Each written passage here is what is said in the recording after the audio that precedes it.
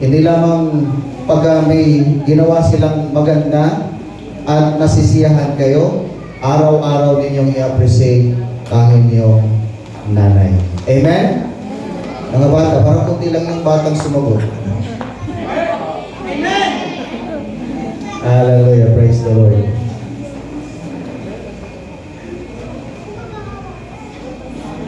Tayo po ay dumako sa mensahe ng ating Panginoon ngayong umaga.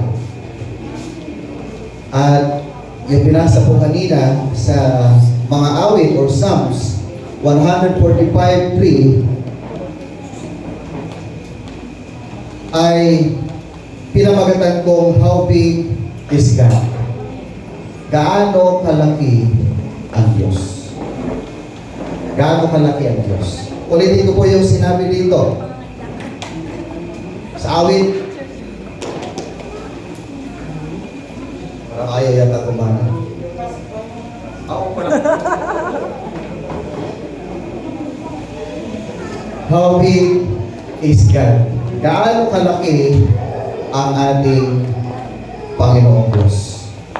Nasabi po ng Psalms 145 verse 3, dakila ka, Yahweh, at karapat-dapat na ikay purihin. Kadakilaan mo'y tunay na mahirap naming unawain. Sa English version, sa NIV, great is the Lord and most worthy of praise. His greatness, no one can fathom. Tayo po ay sandali yung buko at tayo po ay manalangin. Father in heaven, we are so grateful, Lord, sa umagang ito. Dahil itinako mo kami sa lugar na ito, sa iyong sanktuaryo, sa iyong bahay-sambahan, upang ikaw po ay aming katagpuin, upang maranasan namin ang iyong presensya. At tanggapin po namin, Panginoon, ang mga pagpapala na nagmumula sa iyo. Salamat po, Diyos, sa iyong kadakilaan, sa iyong katapatan. Sa mga sandaling ito, Lord, sa aming pong pag-aaral ng iyong salita, pakikinig at pagsasabuhay. Samahan mo po kami at tulungan mo po kami. Bigyan po kami ng sapat na karunungan, katalinuhan. At ipaunawa mo po sa amin, O Diyos, ang mensahe mo ngayong umaga. Upang sa gayon, Lord, ito po ay aming maisabuhay at patuloy kaming magpupuri sa iyo, sasamba sa iyo, sa Espiritu at sa katotohanan. Paglingkuran ka, Panginoon. Tunay nga po na kami ay iyong iniibig at ang iyong pag-ibig ay napakadakila. At salamat po sa iyong pagmamahal. Hayaan po, Panginoon, na suklian din po namin ang pagmamahal na yan. Ibalik namin, Lord, ang pagmamahal sa iyo at sa aming kapwa. At sa mga sandaling ito, Lord, we pray na patuloy po kaming samahan at gabayan. We rebuke in the name of Jesus lahat ng distraction, lahat ng mga bagay na maaaring makaabala, mga bagay na maaaring makapag-distract sa aming pakikinig ng iyong salita. But Lord, let your Holy Spirit speak to us this morning. Direct to our hearts, O God. At hayaan mo po, Panginoon, na mga salita mo ay patuloy namin i-internalize, patuloy po namin itong pagpupulay-pulayan, at may sa buhay po namin ito sa pang-araw-araw. Salamat po, gawin mong tuntungan ng iyong abang lingkod upang ikaw ang siyang maitaas at maluwalhati sa aming kalagitnaan. In Jesus' name we pray. Amen. Lahat po tayo, lahat ng tao ay nahaharap sa mga problemang mas malaki kaysa sa ating sarili. Hindi po ba? Lahat po tayo ay dumadaan sa mga bagay na hindi po natin inaasahan. Subalit may mga tao na bagamat hindi po nila inaasahan ang mga bagay na yon na dumating sa kanilang buhay, ay hindi rin po nila inaasahan na yung mga bagay na yon, yung mga problema na yon, yung mga karanasan na yon, ay kanila pong napagtatagumpayan. Ito po ay kanilang nagagawa. Ito po ay kanilang nalulusutan. at nagtatagumpay sila sa kanilang mga pinagdaraanan sa buhay. Ngunit, paano kapag wala na tayong mapupuntahan?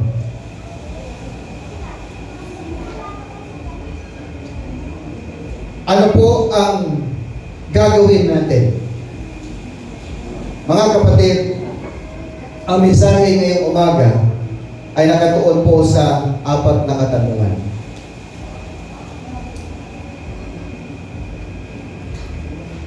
Unang tanong, paano natin haharapin ang mga takot na lampas sa ating lakas ng loob na lumaban? Paano makakakilos ang kapangyarihan ng Diyos kung maliit ang ating pananampalataya? Paano tayo nagbabayad ng mga bills na mas malaki kaysa sa ating kita o sa ating ipon? Paano natin magagapi ang mga kaaway na napakalakas para sa atin? Ito po yung mga katanungan na ito na bibigyan po natin diin at kasagutan. And I pray na ang banal na Espiritu ay siya patuloy na kikilos sa ating pong buhay, sa ating puso, sa mga sandali ito.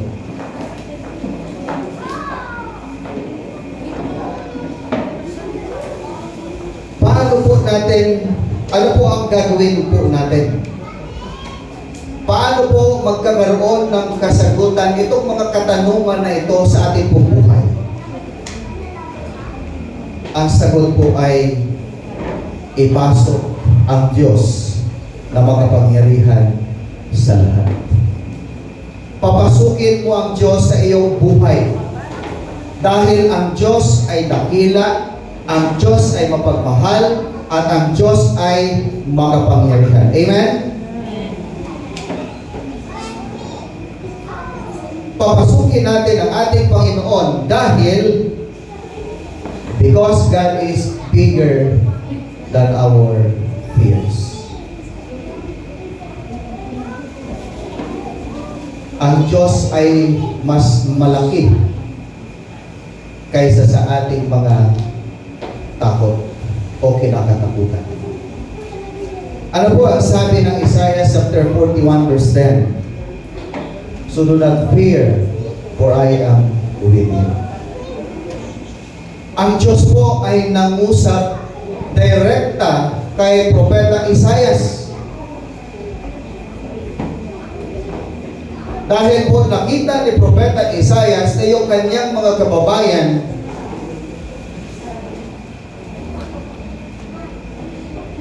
ay maaaring mapahamak kapag hindi po sila tumigil sa kanilang mga ginagawa na hindi kalooban ng Diyos. At dahil ito po si Propeta Isaias ay mapagmahal sa kanyang kapwa, bitbit niya, nakalagay sa kanyang balikat yung napakalaking responsibilidad para sa kanyang mga kababayan. Ano doon po yung takot niya na baka itong kanyang mga kababayan ay maaaring mapahamak kapag sila ay hindi magbalik loob sa Panginoon. Iniiyak po ni Propeta Isaias yung mga pangyayari na yon. Kaya ang Diyos ay sumagot po sa kanyang panalangin. Ang sabi ng Diyos sa kanya, do not fear. Huwag kang matakot. Ang takot po ay karaniwan sa lahat ng tao. Karaniwan po ito. Na magkaroon po tayo ng takot. In fact, ang takot siyang unang katibayan noong ang tao po ay nahulog sa kasalanan. Ano po ang sabi ng Genesis chapter 3 verse 10? Natakot po ako nang marinig kong kayo'y nasa halamanan. Nagtago po ako sapagkat ako'y hubad, sagot ng lalaki. Sa madaling salita, noong ang tao po, si Adan at si Eva ay sumuway sa Diyos at sila po ay nahulog sa kasalanan. Doon po nagsimula ang pagkatakot ng tao. Yung pagkakaroon ng takot. Kasabay ng pagkahulog ng tao sa kasalanan ay ang pagkakaroon ng takot sa maraming bagay. Dahil ang tao po noon ay direktang nakikipag-usap sa Diyos. Meron silang malayang pag-uusap. In fact, sabi nga sa Genesis, ang Diyos, ang Espiritu ng Diyos ay naglalakad doon sa Garden of Eden. At direktang nakikipag-usap po ang Diyos sa tao, ganun din ang tao sa Diyos. Subalit nung sila po ay sumuway sa utos ng ating Panginoong Diyos, doon po nagsimula ang pagkakaroon ng takot at kawalan ng kapayapaan sa kanilang buhay. Subalit sinabi rin po doon sa Genesis na yung Diyos po ay naroon na. Ibig sabihin, ang Diyos ay naririyan kapag nawala na ang lahat ng mga takot. No? O ang Diyos ay nariyan bago pa dumating yung takot sa atin. Nandiyan na ang Lord. Kasi nag-exist na siya. Ang Diyos po ay siya ang simula at siya ang katapusan. And sinasabi po rito na kapag nawala na ang lahat ng mga takot sa atin, tumingin po tayo sa ating Panginoon. Hindi po nangangahulugan na kapag ka ikaw ay maraming kinakatakutan, ay hayaan mo na lamang na lamunin ka ng pagkatakot mo. Subalit kapag hindi ka na rin natatakot doon sa mga nangyayari sa buhay mo, huwag mo rin hahayaan na lamunin ka ng kawalan ng takot sa buhay mo. Lumapit ka sa Panginoon, lumapit ka sa Diyos at humingi ka sa Kanya ng tulong. Sapagkat ang Diyos po ay nagbigay ng garantiya sa bawat isa sa atin. At mas dakila siya kaysa sa ating mga takot o kinakatakutan. Bakit? Ano po ang sabi ng kasunod? Do not fear, for I am with you. Sabi ng Diyos, huwag kang matakot sapagkat ako ay kasama mo. Do not be dismayed, for I am your God. I will strengthen you and help you. And I will uphold you in my right hand. Huwag kang matakot o huwag kang madismaya. Huwag kang mangamba sapagkat ako ang Diyos. Sabi ng Panginoon, declares the Lord. Siya yung Diyos na magbibigay sa atin ng tulong. Siya yung Diyos na magliligtas sa atin mula sa anumang uri ng kapahamakan. Kaya hindi tayo dapat matakot sapagkat kasama po natin ang ating Panginoon. Amen? Marami pong mga karakter sa Biblia na kung saan ang kanila pong takot ay na palitan ng pananampalataya o pagtitiwala sa Diyos. Si Moses po ay ina-acknowledge na yung kanyang sarili ay maraming kahinaan. At natakot po siya dahil sa napakalabing responsibilidad na nakaatang sa kanyang balikat. Subalit nung siya po ay nagtiwala sa Panginoon, ibigay ng Diyos ang lahat ng kanyang kailangan. In fact, pinalaya sila ng Diyos doon sa bansang Ehipto dahil sa paniniwala o pananampalataya ni Moses sa ating Panginoon. Si Josue, yung successor ni Moses, bilang isang batang henerasyon na mamumuna sa mga Israelita, siya po ay pinalakas ng Diyos. Sabi ng Diyos, huwag kang matakot. Kaya sila po ay nakapasok doon sa pangakong lupain na ibinigay ng Diyos sa kanila. Nagtagumpay sila sa napakaraming bagay o labanan.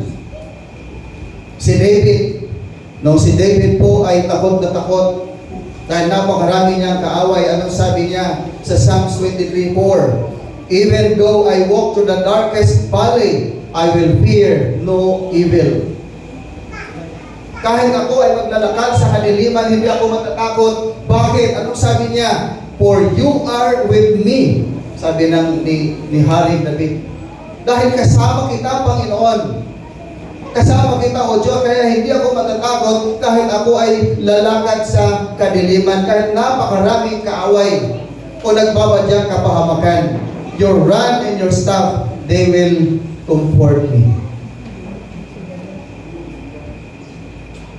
So hindi tayo dapat matakot dahil andyan si Lord, nakatingin sa atin, iba kasama natin, siya yung magpapalakas sa atin ang loob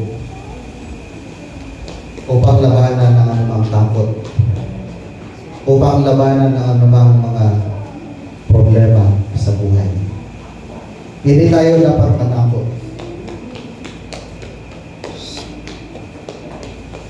Higit sa lahat, hindi tayo dapat matakot dahil noong si Kristo ay nabuhay na magmuli, nagbigay siya sa atin ng tapang at lakas para lumaban. Hello? Nung si Jesus po ay nag-resurrect from the dead, yun po ay patunay na nagbigay sa atin ng tapang at lakas para lumaban. Nung si Jesus po ay bago hulihin ng mga sundalong Romano para ipatos sa cross, yung mga disciples niya ay nagkahiwa-hiwalay dahil sa takot. Subalit nung si Jesus po ay muling nabuhay at nagpakita sa kanyang mga alagad, sabi ng Panginoong Jesus sa kanila, sumain niyo ang kapayapaan. Huwag kayong matakot. Huwag kayong matakot. Ang kanyang muling pagkabuhay ay nagbigay sa atin ng lakas. Lakas ng loob at tapang para humarap sa anumang laban o hamon ng buhay. Amen? Ikalawa, God is better than our faith. Ang Diyos ay mas mabuti, mas malaki, mas dakila kaysa sa ating pananampalataya. Sabi po ng Matthew chapter 17 verse 20, He replied, because you have so little faith, truly I tell you, if you have faith as small as a mustard seed, you can say to this mountain, move from here to there, and it will be moved. Nothing will be impossible for you. Ang sabi ng Panginoong Jesus, nakita niya yung kanyang mga alagad, yung mga taong nandoon habang siya po ay nangaral. Nakita niya yung napakaliit na pananampalataya ng kanyang mga tagasunod. Pero ang sabi niya, kung meron kayong pananampalataya na kahit napakaliit lamang, katulad ng budel ng mustasa, pwede mong sabihin sa bundok na yan, kumilos ka. Of course, hindi po literal na pakilusin mo ang kabundukan. Hindi po ito sinasabi. Ang sinasabi po na kung meron kang pananampalataya na katulad na isang budel ng mustasa, hindi po ang laki ng ating pananampalataya, kundi ang lakas ng ating Panginoon ang siyang gumagawa ng pagkakaiba sa buhay po natin. Amen? Ibig sabihin, you can make a difference to the power of God. Hindi po doon sa ating pananampalataya, but the God itself, siya mismo yung magpapakilos, siya mismo yung gagawa sa buhay mo, siya mismo yung magpapakilos sa buhay mo para magkaroon ng pagbabago ang buhay mo.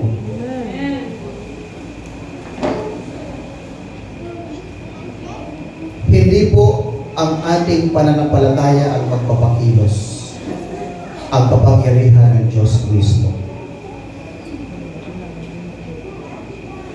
Kaya sabi ng Panginoon, kung meron kang pananampalataya, kahit maliit lamang, kasing liit ng budel ng mustasa,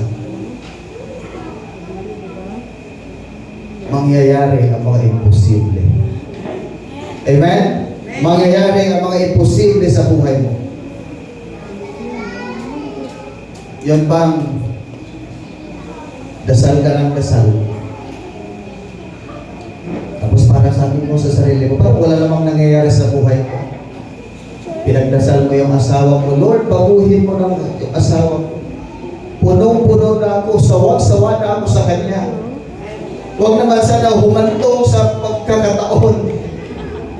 Lord, na ako mismo yung bibigay at magsasawa sa kanya, sa pag-unawa sa kanya. Lord, habang meron pa akong pag-unawa, baguhin mo yung asawa ko. Lord, yung anak ko, ang tigas-tigas ng ulo.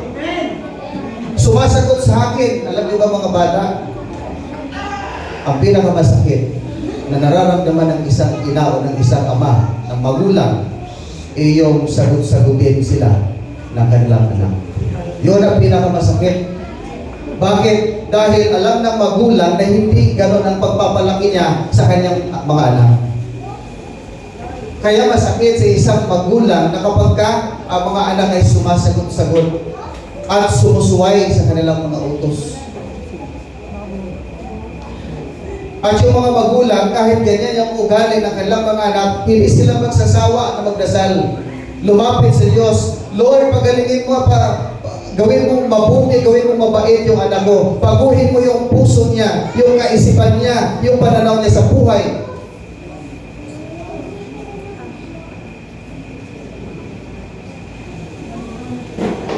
Hanggang walang nangyayari na pagbabago sa buhay ng asawa mo at ng anak mo, huwag kang tumigil sa pagdarasal. Amen?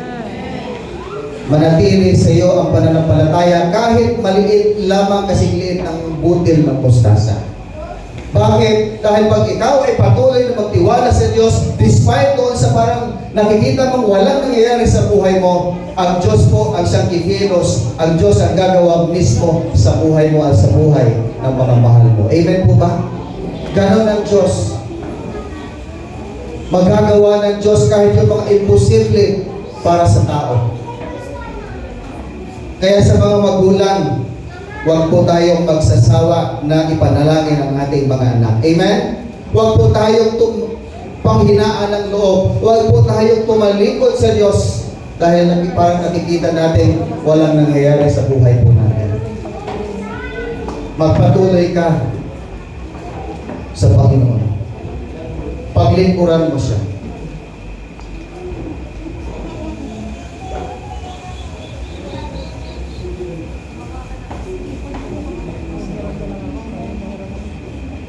Ikatlo,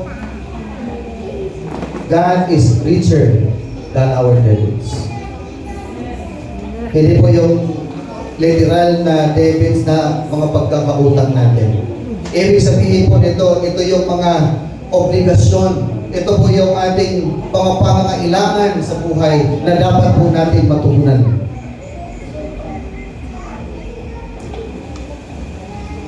Ano naman ang pangako ng Diyos sa Philippians chapter 4 verse 19? Ang sabi po dito sa Philippians chapter 4 verse 19, and my God will meet all your needs according for the riches of His glory in Christ Jesus.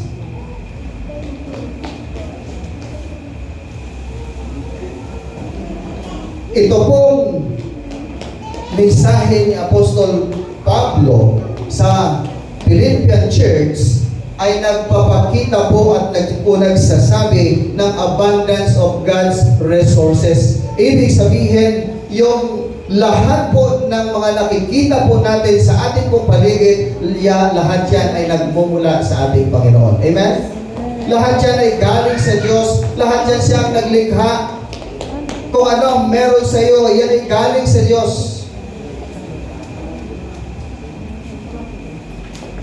And His willingness to meet the needs of believers. So, ibig sabihin, dahil una pong nilikha ng Diyos ang pangangailangan ng tao, makikita po natin na gusto po ng Diyos o nais ng Diyos na matugunan ang pangangailangan ng mga taong nagtitiwala sa Kanya. Yan ang gusto ng Diyos. Yan ang gustong-gusto ng Diyos.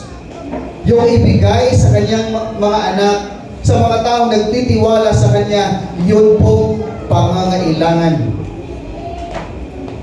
para matugunan ang mga pangangailangan.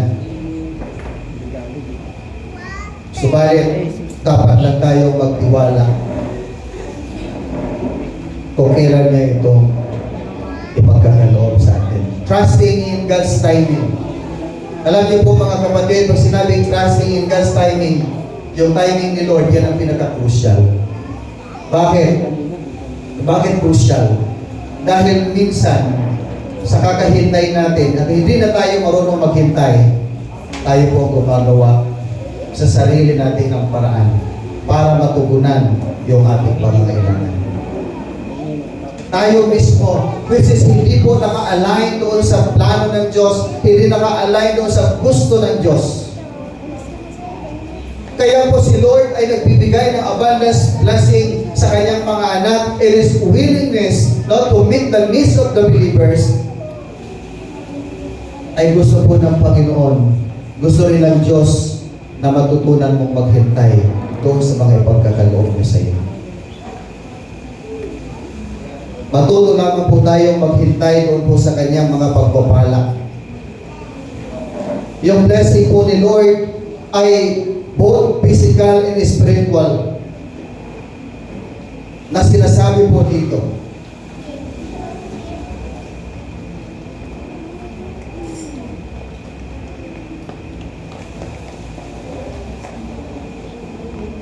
Kaya mga kapatid, matuto po tayong magtiwala sa ating Panginoon. At hintayin po natin yung ipagkakaloob niya sa atin. Yung right timing. Right timing mula sa ating Panginoon.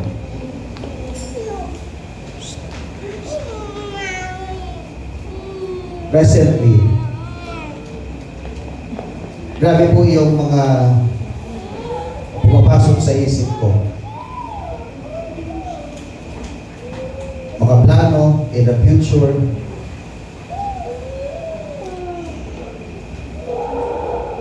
Sabi ko sa anak ko, Ken, kasi may trabaho na siya. Sabi ko, mag-ipon ka para ipagawa mo yung sa taas at doon kayo. Para makapugod kayo sa amin. At magkaroon kayo ng sarili, bubuo kayo ng sarili ng pamilya. At siyempre, dahil bilang isang ama, nandoon din yung pagnanais ko na makatulong.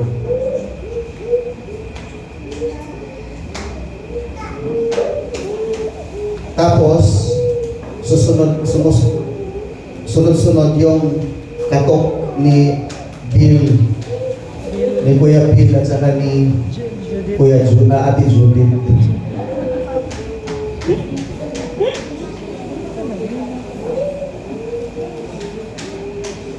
Yung ibig sabihin yung mga bills at saka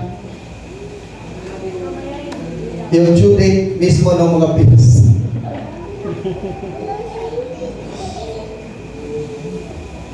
Sabi ko, nag-isip ako, nagplano na ako. Araw-araw meron ako itinerary. Pagawa ng sermon, pagbiyahe. Dumating po sa punto na kakaisip ko na matugunan ng lahat ng mga bayarin. Nag-i-extend po ako ng oras. Nag-i-extend ako ng oras.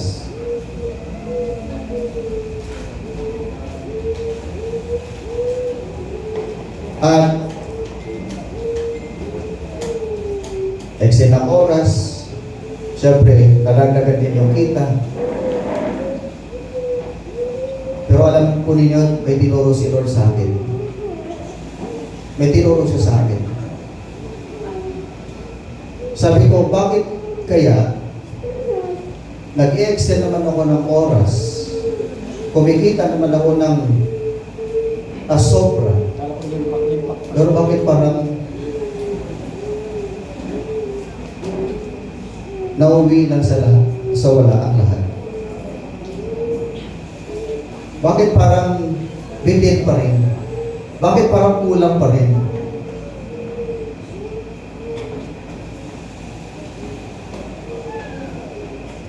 Tapos kapag araw na ng gawaan ng sermon, sabi ko, Lord, ano yung gusto mong i-mensahe ko sa darating na Sunday? Habang bumibiyahe po ako, nagkakaroon po ako ng napakaraming realization sa buhay. Sabi ng Panginoon sa akin, yung mga naranasan mo, ituro mo. Yung mga experience mo. Dahil, ano po ang itinuro sa akin ng Panginoon? The more pala na nag-i-extend tayo ng oras para matugunan yung pangailangan ng ating pamilya, nababawasan yung oras natin sa Panginoon. That's true.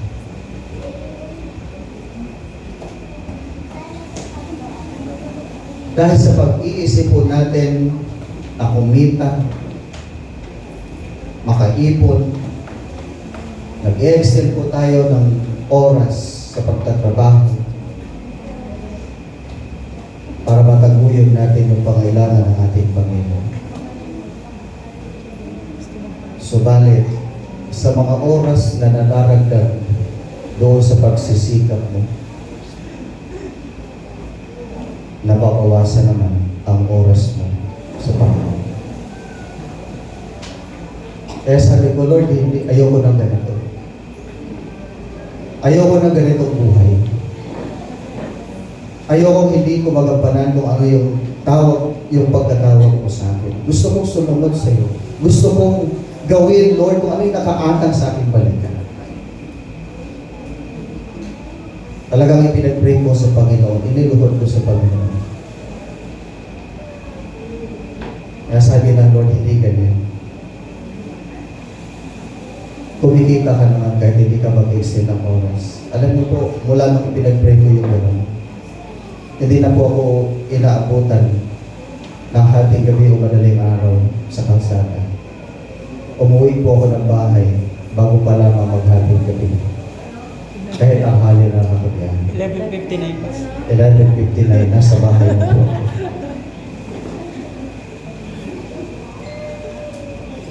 Church, bakit yun ang tinuro sa akin ng Panginoon? Para sabihin po sa bawat isa sa atin, wala po masama yung magsikap po tayo para matugunan lahat ng ating pangailangan ng ating pamilya. Subalit, huwag po nating hayaan na lamunin po tayo ng sistema at hindi na natin magawa magtiwala sa Diyos. Alinaw po ng sinabi ng Panginoon ang Philippians chapter 4 verse 19. My God will meet all your needs. Amen? Palapakan mo na natin. According to His riches of His glory in Christ Jesus. Ibig sabihin, magsikap ka, pero huwag mong kalimutan si Lord. Gawin mo pa rin kung ano yung dati mong ginagawa. Nalalapit sa Panginoon.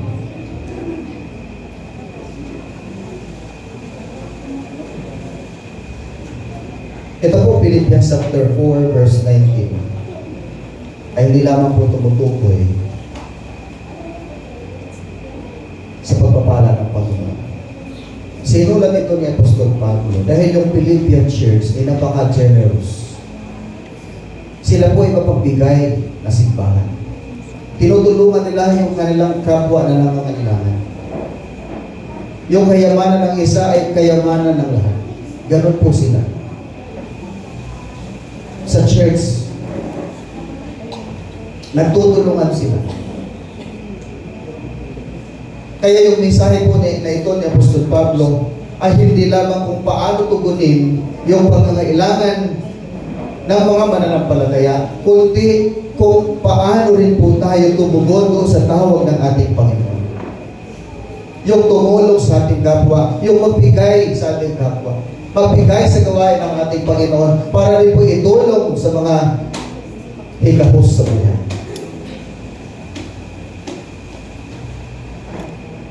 Ibig sabihin, hindi po sa lahat ng oras ang ibibigay mo na tulong ay puro pinansyal.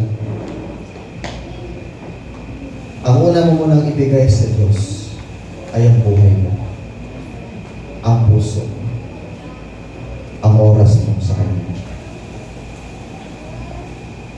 Para ma-meet mo lahat ng pangangailangan mo according to the riches of Christ Jesus. Hindi lamang po pinansyal yung pwede po natin ibigay o itulong sa ating kapwa. Yung sarili mo, yung puso mo, yung oras mo.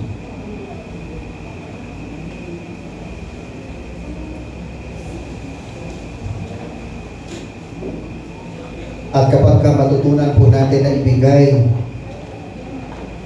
ang ating buhay, ang ating puso sa Panginoon, ang ating oras, ano po ang sabi rito ng Lucas chapter 6 verse 38? Magbigay kayo at kayo bibigyan ng Diyos, hustong takal, siksik, liglig, at umaapaw pa ang ibibigay sa inyo. Amen. Sapagkat ang panukat na ginagamit ninyo sa iba ay siya rin gagamitin panukat sa inyo. Amen? Amen. Hallelujah. Palagpakan natin ang Panginoon.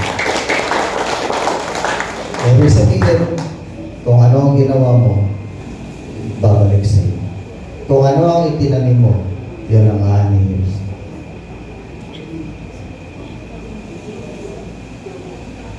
At kung ano ang sukat na ginamit mo o panukat na ginamit mo, ay yun din yung gagamitin ng Diyos na panukat sa ipagkakaloob sa iyo.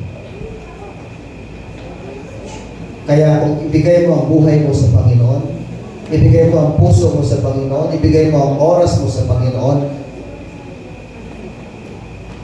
ibabalik ni Lord kung anong pangangailangan mo. Ibibigay ni Lord kung anong pangangailangan mo. Siksik, liglig, umaapaw ang ibibigay sa iyo. Amen? And lastly, God is free. Parang bumalik pala.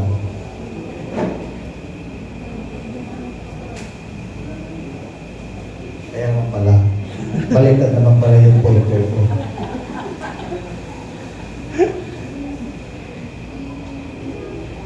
Iba talaga kapag hindi ka nasanay, ano? Bago kasi yapas. Bago kasi. Unang-unang gamit mo yan eh. Oh. Last, kita po tayo magtatapos. Sabay-sabay po natin basahin. God is stronger than our enemies. Pwede mo sa dami, parang hirap. Dami niyan ah. Enemy lang. Ang Diyos ay, sa Tagalog, mas malakas kaysa sa ating kaaway. Ano po ang sabi ng talata na ito sa Psalms 18:3? I call to the Lord who is worthy of praise, and I have been saved from my enemies.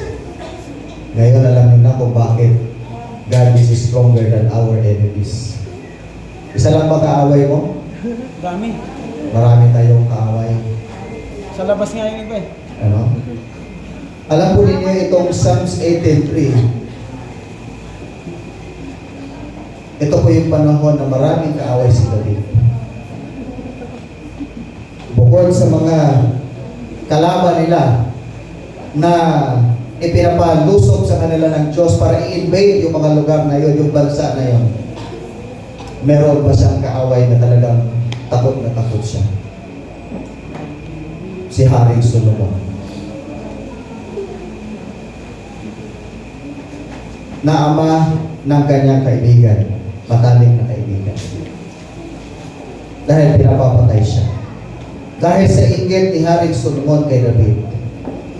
Sabi kasi sa Bible, si Haring Saul, ang kanyang napapatay ay daan-daan lang. Pero si Haring David, ang napapatay niya, kaaway, ay libo-libo. Kaya ito po si Saul ay nagkaroon ng pagkainggit kay David. At yung kanyang kinakatakutan, higit sa lahat, yung kanyang anak. Yung kanyang anak na gusto siyang ipapatay. Dahil nais agawin ang kanyang trono. Kaya ano pong sabi ni Haring David sa kanyang prayer, sa kanyang awit, I go to the Lord who is worthy of praise, and I have been saved from my enemies. Tumawag ako sa Panginoon at siya ay sumagot sa akin. Siya ay karapat-dapat lamang na papurihan sa bahin, sapagkat ako ay kanyang iniligtas mula sa aking mga kaaway.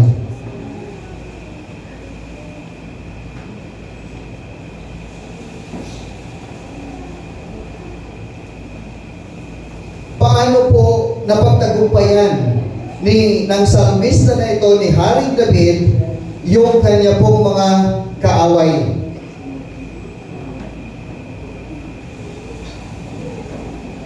Ito po ay sa pamamagitan ng kanyang pagtawag sa Diyos. Sa kanyang pagtitiwala sa Diyos. Sinabi niya na makakahanap siya ng kaligtasan sa pamamagitan ng kanyang pagtawag sa Panginoon. Sa kanyang paglapit sa Diyos. Tayo pong mga Kristiyano ay ligtas sa piling ng ating Panginoon. Ang bawat mananampalataya ay ligtas sa piling ng Panginoon. Subalit kung ang isang tao ay malayo sa Diyos, hindi siya makakaranas ng kaligtasan. Hindi siya makakasumpong ng anumang pagkilos ng Diyos sa buhay niya.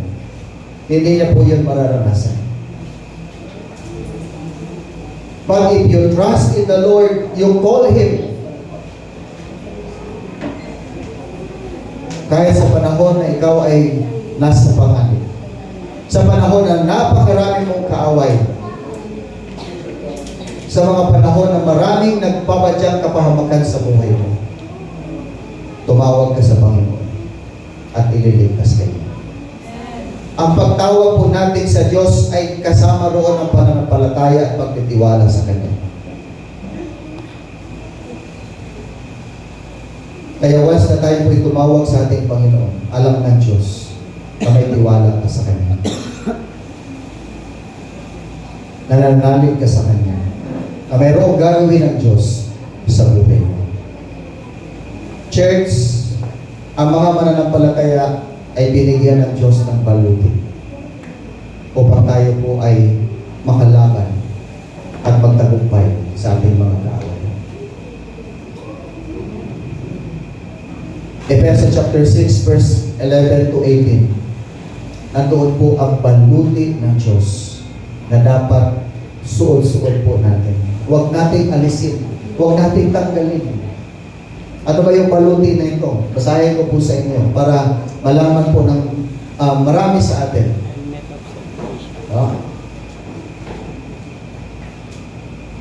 Ephesians chapter 6 verse 11 to 18. Ano po ang mga baluti na ito? Ang sabi po ng verse 13, kaya isuot ninyo ang baluti mula sa Diyos, sa gayon makakatagal kayo sa pakikipaglaban pagdating ng masamang araw na iyon. At pagkatapos ng inyong pakikipaglaban ay matatag pa rin kayong nakatayo. Kaya maging handa kayo, verse 14, gawin ninyong bigkis ang katotohanan. No? Bigkis ang katotohanan yung belt, itakip sa dibdib ang baluti ng pagkamatuwid. Yun po ano tawag nun? Breastplate. Breastplate, no? Yung breastplate para maprotektahan ang ating puso, no? At yung ating pong tiyan. Ano pa? Taglayin ninyong lagi ang kalasag ng pananalig kay Kristo, yung faith po natin. Shield of faith. Bilang pananggat, pumatay sa lahat ng nagliliyap na palaso ng masama. Isuot ninyo ang helmet ng kaligtasan at kunin ninyo ang tabak na kaloob ng Espiritu sa makatuwid ay salita ng Diyos. So ito po yung mga baluti na ito na dapat po natin suot-suot, dapat hawak-hawak po natin, dapat meron tayo, kompleto po tayo. Nakakita na po ba kayo ng isang mga mandirigma noong unang panahon? Kompleto po sila, mula taas hanggang paa. Sa baba, lahat po yan ay merong nakabalot. Nakabalot para sila po ay maging ligtas at hindi agad sila mamamatay. At yun po ang sinabi ng Panginoon sa atin. Isuot natin ang mga baluti na ito upang protektahan tayo sa lahat ng ating mga kaaway. At higit sa lahat, yung kaaway natin, hindi po natin nakikita. Sapagkat ang kaaway po natin ay espiritu ng kadaliman. Kaya sabi ng Diyos, isuot ninyo ang mga baluti upang kayo ay maprotektahan. Church, nawa ito pong mensahe na ito, nawa lahat ng katanungan ay nasagot po natin lahat ngayong umaga. Kung paano po tayo magpatuloy sa ating buhay.